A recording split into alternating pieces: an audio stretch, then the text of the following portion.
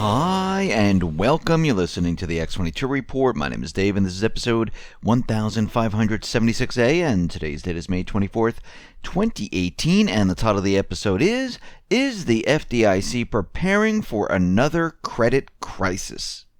Let's get into the economic collapse financial news. Now, we've been reporting on all the different indicators that have been showing us that the economy is breaking down. And we are continually getting more and more indicators showing us that everything is about to change. Now, we talked about new home sales, and we can see that they have declined. We're also seeing existing home sales. They tumble by 2.5%. Now, remember, we're coming into the spring-summer months. This is normally the best time for housing. Now, of course, we know what's going on. Interest rates are moving up. Refi applications are declining, mortgage apps are declining, and we can see right now it's taking its toll. We saw the same thing happen back in 2005, 6, 7, when the Fed was raising their rates. They did it very, very slowly, so no one really realized what was going on and what was going to happen, because the corporate media was telling us that everything was great. The Fed was telling us everything was great. But we can see that things are rapidly deteriorating. Now, purchases fell in 3 of the 4 regions, including 2.9% decline in the South, 3.3% drop in the West. And we can see that from all of this, things are rapidly changing. Now, the Fed did come out with their minutes, and they were saying, well, instead of 3 to 4 rate increases, maybe we'll have one more right now, because they can see the toll that it is taking on the economy. Now, of course, the central bank doesn't want to be blamed for bringing it down by raising their rates, so they're going to slow the process down to make it seem like, well, it's not really us. This is what they did in 2006 going into 2007. They increased the rates, and then as things started to break down, they started to lower them. Now, they didn't slowly lower them. The rates came down like an elevator with, no brakes or anything. They just dropped. The same thing is going to happen once again, and we might even move into negative territory once things start to really fall apart. Now, what's very interesting is that Lawrence Yun from the National Association of Realtors is out there saying that we are seeing no breakout in home sales. And this is very strange, because this is in a time when the economy is doing very well. Well, the economy is not doing very well. This is an illusion. It's funny how Fitch and all these rating agencies and all the financial pundits and the National Association of Realtors, they can't understand what is going on here, because in their heads the economy is doing well and they think everything is great, and they can't explain why people aren't shopping in retail, why aren't people purchasing homes, everyone has a job, so why are the delinquencies rising? It all doesn't make any sense. This is what happens when an illusion breaks down. And again, as interest rates continually move up, things are going to break, and that is what we are seeing right now. Now, we can see that there's been a lot of talk about trade with China, especially with the ZTE phones, and we talked about that with Q in previous reports. And it looks like Steve Mnuchin was in charge of going out and, haggling with China. And I think he was put into this position on purpose. Trump is testing him, wants to see what he does, and it looks like that he's going against what Trump really wants. Because we need to remember, the ZTE phone, according to Q, is used for other reasons. And right now, Trump is saying, listen, we want a change in management. There's going to be heavy fines. And Mnuchin is really on the other side right now, trying to mend everything, trying to say, no, everything is fine. And it looks like Mnuchin eventually might be the next individual to go. We saw it happen with many people within his administration. And I think Mnuchin, who's a Goldman Sachs boy, I think he was put into place because in the beginning phase of Trump coming into office, this was someone he had to accept. And I think now, as he's taking more and more control, he doesn't have to accept these individuals anymore. He can clean house. And I think this is the next move. The same thing is going to happen with Nikki Haley. It's going to happen with many others, because these are all leftovers. These are individuals that were put into place by the deep state, those who were in control at the time. And those Republicans and whatnot who said, you need to take these individuals and you need to put them into your cabinet. So we see right now that things are changing. Now, the FDIC, they came out with their quarterly report on commercial banks and saving institutions, and they cited in the media mostly for the $56 billion in profits that the FDIC insured commercial banks and savings institutions made in the first quarter, which was up 27% from a year ago. An estimated $6.6 billion of the profits were actually due to the tax law changes. And it remained mostly unmentioned that this increase in profits came after the huge charge-off banks took in the fourth quarter, mostly due to the write-downs of tax assets, also a result of the new tax law. Now, they didn't mention that at all.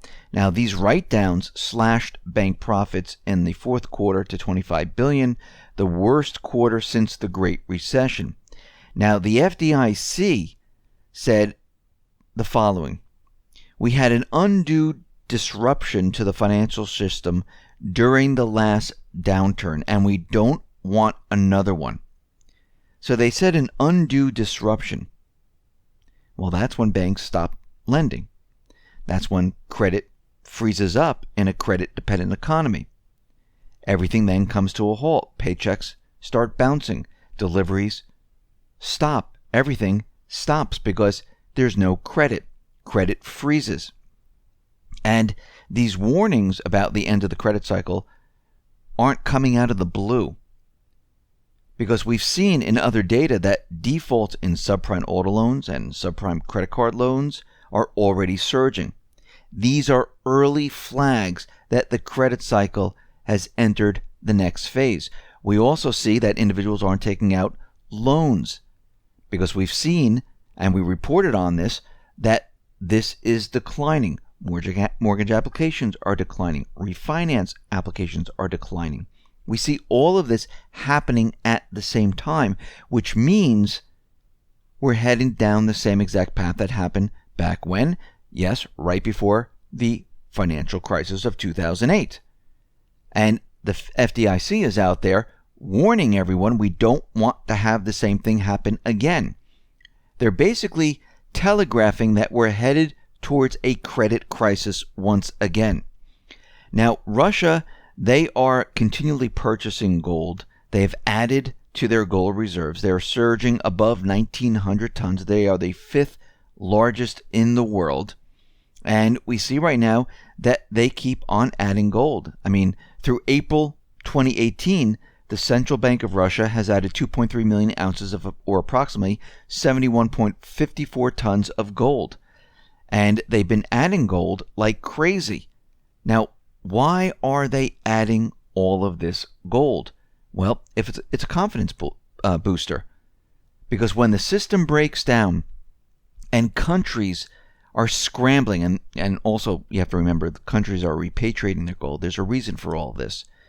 When countries are scrambling, when we're in this credit crisis, when we're in this financial calamity, what do? They look for something that's secure, that's they have confidence in. And throughout time, gold, silver, they are confidence boosters. That's why Russia and China have been purchasing as much as they possibly can. Now, they've been purchasing at a time when gold is very inexpensive because it's being manipulated and things like that. Does it mean they're going to back their currency? No, but they're going to say, listen, we can show you the gold. We have it. Here it is. You don't have to worry. If something happens, we have it. Compared to the United States, we don't know if they have the gold. There's been no audit. There's been nothing. So we have no clue if there is gold. Now, if there isn't gold, the United States is going to lose confidence in a split second. Other countries are going to look at this and say, okay, they have $21 trillion of debt. Of course, that's being reported. We know there's unfunded liabilities and things like that. And they have no gold. You think countries are going to react in a way where they say, hey, maybe we should start looking at other currencies. Maybe we should be looking at other countries to make deals. This is what's been happening. And once this whole thing falls apart and they realize that the U.S. does not have gold, or they have a little bit of gold, it's going to be a complete and utter disaster.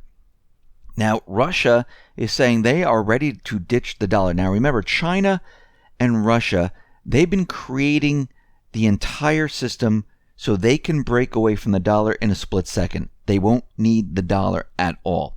This is why everything's been duplicated. And they're saying that, listen, if the EU takes a stand against the U.S. sanctions on Russia, we will move towards the euro. Now, Europe is probably looking at this going, really? And guess what happens when that happens? Other countries are going to follow. It's already beginning. We're already seeing signs where countries are preparing to move away from the dollar. And I know a lot of people think this is going to take a very long time for this to happen. It really isn't. I mean, really think about it. This has been in the planning stage for quite a while. It's not like they just came up with it yesterday. Hey, let's duplicate everything. Let's create the petro yuan. Let's buy all this gold, yesterday. Let's create the exchanges. Let's create the gold exchange. Let's have bilateral trades. They've been doing this for quite a while, years. Just like in 1971. Do you think the U.S. just woke up one day and said, hey, listen, we're just going to cut off the gold from the rest of the world. They can't get their gold, and we're going to go on to the petrodollar because we just created it yesterday. No, they planned this all throughout the 60s. The whole thing was planned. They knew what they were doing. The same thing's happening right now. And this is why you need to be ready and prepared, because all of this has been planned for a very long time. All they're waiting for is to throw the switch. Once the switch is thrown, everything's going to switch over. The U.S. will no longer be the reserve currency. Now, of course, what they really wanted was an event, like a war, to cover this up, because that's great. You can have a war. After the war, you can say, hey, we need to restart the economic system. And during the war, you can say, you know what? Everyone has to sacrifice because we're in war. Everyone has to give a little.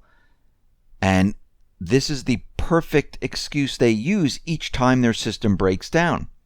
The problem is that they don't have that right now. They're trying still to get it, but they don't have it. So they're kind of caught. And what do they do at this point? They can't control the narrative in that way. And if they can't control the narrative, how do they explain the economy, the global economy, breaking down when they've been telling us it's strong, everything is fine? This is their big problem.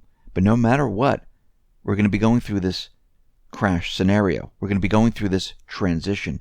So be prepared, get ready. Listen, everyone, thanks a lot for listening. Be well, be safe, and especially be prepared. Thanks a lot.